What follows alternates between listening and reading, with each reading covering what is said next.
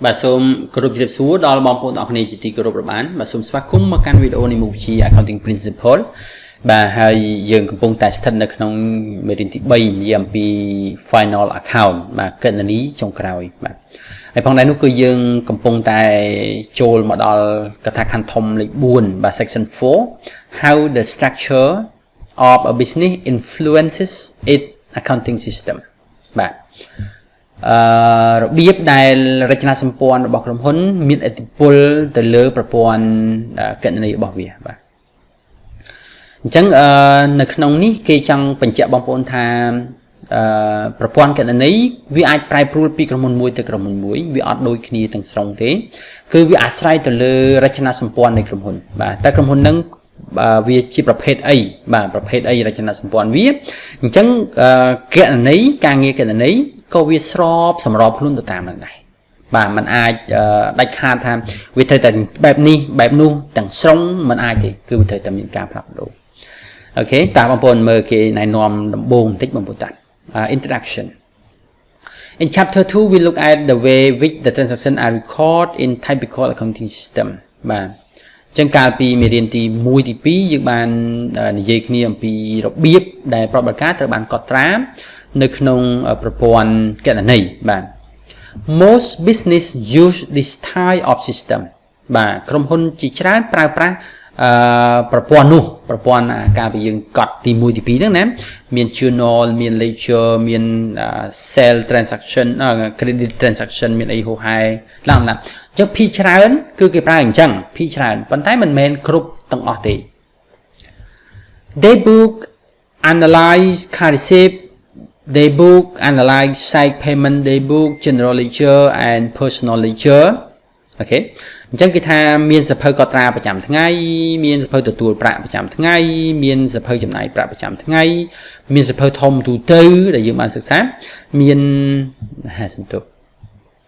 มีนสภาพ personal ledger มีนสภาพแกนนีมวยมวยเป็นแกนนีมวยมวยนั่งประนาวตัวเลย receivable and payable แบบจังมีนแบบนั่งจิตตัวตื้อนะบางคน But however, in practice, the accounting system is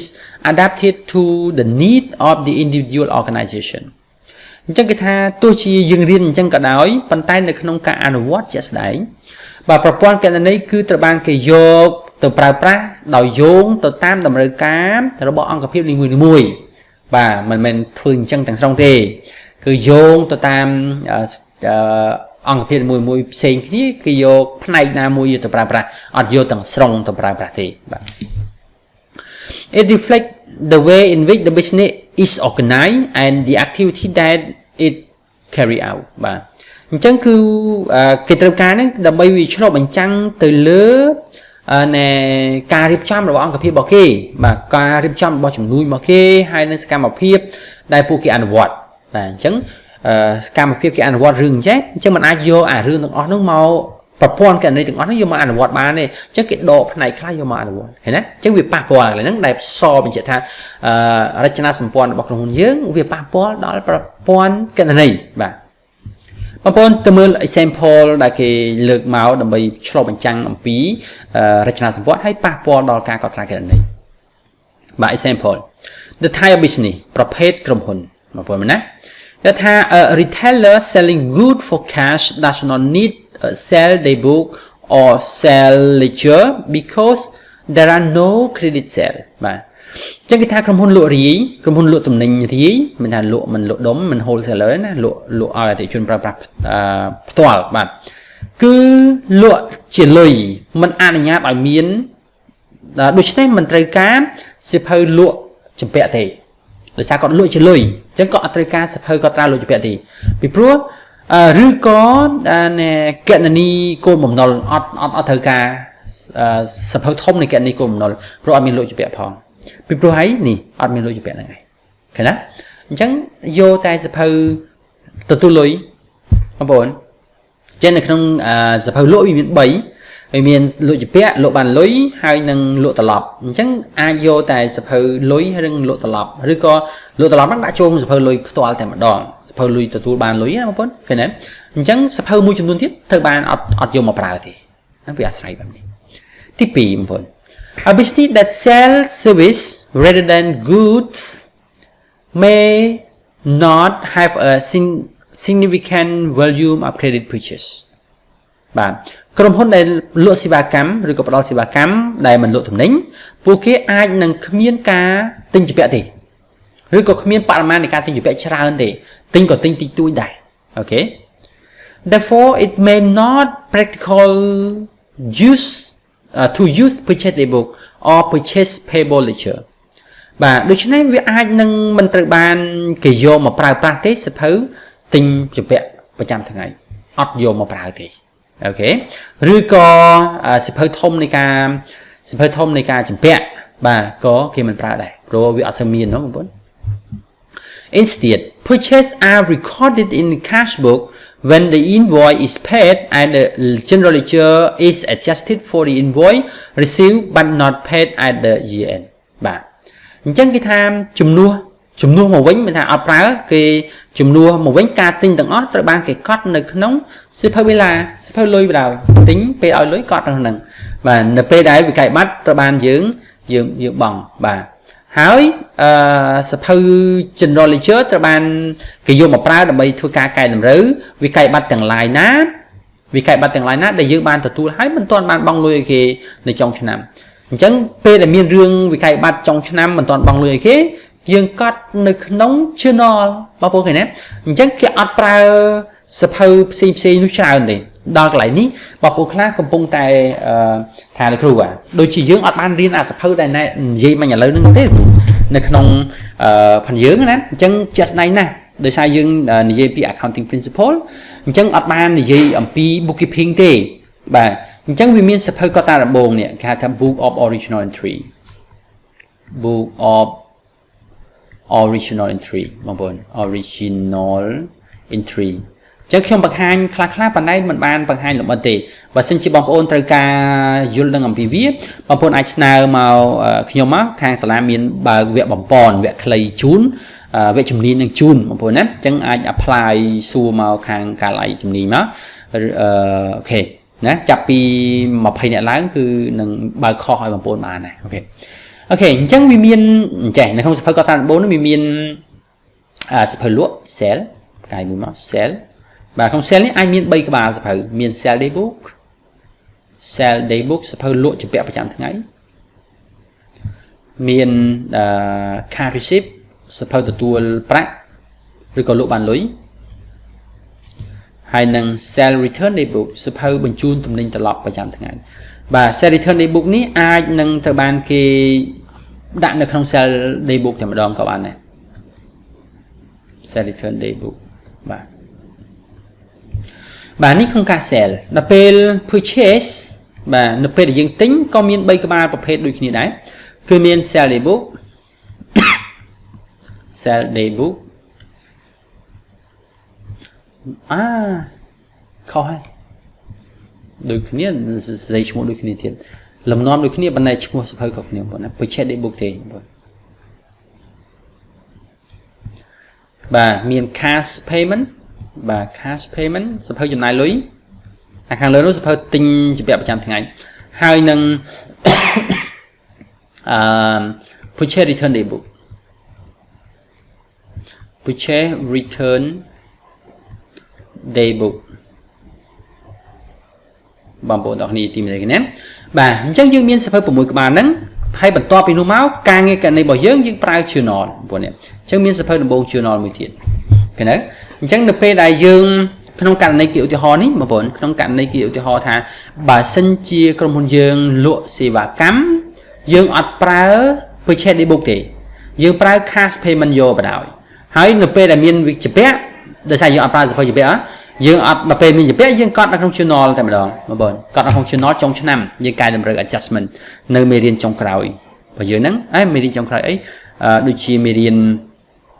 ទី4បន្ទាប់នេះឯងបាទនិយាយពី accrual and prepayment បាទអញ្ចឹងយើងនឹងមានការកែតម្រូវនៅក្នុង journal នេះអូខេឃើញទេបងប្អូន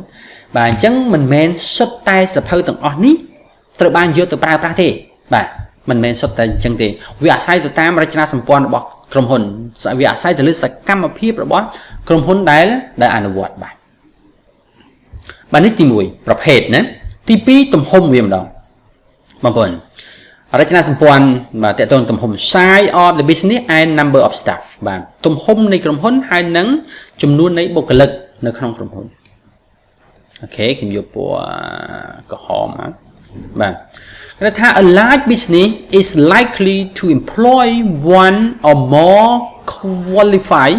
accountant and several bookkeeper each responsible for maintaining one or more of the accounting record បាទអញ្ចឹងគេថាក្រុមហ៊ុនធំអាចនឹងជួលមួយឬក៏ច្រើននៃគណនេយ្យករជំនាញបាទអញ្ចឹងជួលគណនេយ្យករជំនាញយ៉ាងហោចណាស់មួយគេអ្នកជំនាញអញ្ចឹងគេចេះធ្វើការងារសពបែបយ៉ាងទាំងអស់ក្នុងផ្នែកគណនេយ្យហើយនឹងអ្នកកត់ត្រាបញ្ជីគណនេយ្យជាច្រើន several bookkeeper អានេះកូនចៅរបស់ qualified accountant បាទអូខេដែលម្នាក់ហ្នឹងទទួលខុសត្រូវទៅលើការងារមួយនៅក្នុងការកត់ត្រាគណនេយ្យណាម្នាក់ហ្នឹងseveral bookkeeper នេះអញ្ចឹងម្នាក់កាន់កាប់ទៅលើរឿងទិញចម្ពាក់ទៅលក់ចម្ពាក់ទៅម្នាក់កាន់កាប់ទៅលើទទួលលុយទៅម្នាក់កាន់កាប់ទៅលើទិញចម្ពាក់វិញទៅម្នាក់កាន់កាប់ទៅលើការចំណាយលុយអីចឹងទៅបងប្អូនអូខេអញ្ចឹងវាមានច្រើនផ្សេងៗគ្នាចឹងមក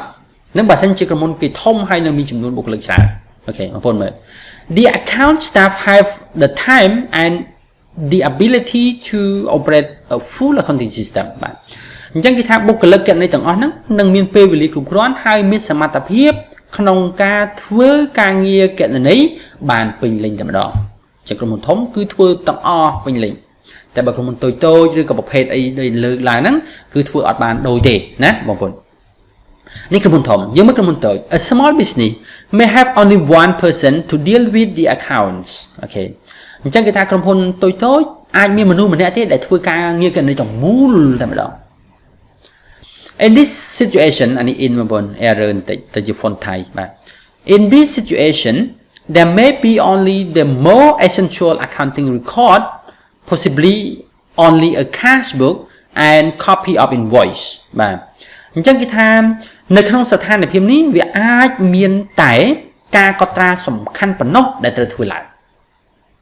ការកត់ត្រាសំខាន់របស់គណនេយ្យប៉ុណ្ណោះដែលត្រូវធ្វើឡើងអារឿងដែលមួយចំនួនដែលយើងគិតថាវាអត់ក៏បានដែរហ្នឹងគេអត់កត់ទេគេខ្ជិលកត់អញ្ចឹងក្នុងនេះគេនិយាយថាមានតែសភៅបេឡាសភៅគ្រប់គ្រងលុយអញ្ចឹងកត់តែសភៅគ្រប់គ្រងលុយមួយគ្រប់គ្រាន់ហើយនឹង copy វិក័យប័ត្រទុក copy ទុកទៅបាទចាំចុងឆ្នាំចាំ adjustment វាចោលចប់បាទ adjustment ថាជាពាក់ប៉ុណ្ណេះទៅលើ supplier នេះ supplier នេះ supplier នេះ supplier នេះឧទាហរណ៍ឃើញទេបងប្អូនឬក៏អតិជននេះគេទីស្មុកស្មាញបន្តិចប៉ុន្តែគេត្រូវធ្វើអញ្ចឹងបាទព្រោះគេកត់ត្រាកុំឲ្យចំណាយមនុស្សច្រើន The Thai business tend to rely on outside help to prepare a final account at the year end បាទអញ្ចឹងក្រុមហ៊ុនប្រភេទនេះក្រុមហ៊ុនប្រភេទដែលកំពុងនិយាយថា small ហ្នឹងណាគឺវាអាចនឹងពឹងផ្អែកទៅលើអ្នកខាងក្រៅដើម្បីឲ្យជួយមករៀបចំរបាយការណ៍ហិរញ្ញវត្ថុនៅពេលចុងឆ្នាំ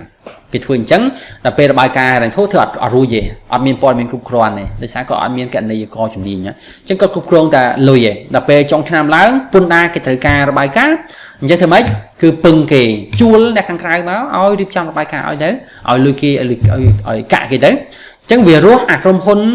ដែលបើកសេវាកម្មរៀបចំរបាយការណ៍ហិរញ្ញវត្ថុហ្នឹងរស់ទៅបងប្អូនឃើញណាហ្នឹងវាអញ្ចឹងបាទវាអញ្ចឹងអូខេអញ្ចឹងបងប្អូនទាំងអស់គ្នាជាទីមេត្រីអានេះប្រព័ន្ធគណនេយ្យគឺវាអាស្រ័យទៅតាមប្រភេទក្រុមហ៊ុនផងគឺវាអាស្រ័យទៅតាមទំហំរបស់ក្រុមហ៊ុនផងបាទអញ្ចឹងនៅពេលដែលក្រុមហ៊ុនកាន់តែធំបុគ្គលិកច្រើនការងារគណនេយ្យត្រូវធ្វើពេញលេញតែបើវាតូចអាចធ្វើអត់ពេញលេញឬក៏ប្រភេទផ្សេងអាចធ្វើពេញដែរប៉ុន្តែអត់យកសភៅកត់ត្រាទាំងស្រុងមកទេដោយសារសកម្មភាពរបស់វាអត់បានតែធ្វើទាំងអស់អញ្ចឹងសភៅខ្លះទៅបានទុកចោលអត់យកមកកត់ត្រាទេបាទអូខេបងប្អូនអញ្ចឹងនេះគឺជាចំណុចមួយដែលបងប្អូនត្រូវយល់ដែរថាក្រុមហ៊ុនទាំងអស់មិនមែនសុទ្ធតែមានប្រព័ន្ធគណនេយ្យដូចគ្នាទាំងស្រុងនោះទេឬក៏ full accounting system នោះទេណាវាមានផ្នែកទៅតាមសកម្មភាពទៅតាមប្រភេទទៅតាមទំហំរបស់វាអូខេបងប្អូនសង្ឃឹមថាបងប្អូនបានយល់ដឹងជារួមនៅក្នុងរចនាសម្ព័ន្ធដែលអាចប៉ះពាល់ដល់ប្រព័ន្ធគណនេយ្យនេះបាទអញ្ចឹងវីដេអូនេះខ្ញុំសូមបញ្ចប់ប៉ុណ្ណេះសូមអរគុណច្រើនសម្រាប់ការតាមដានទស្សនាបាទសូមជម្រាបលាបាទ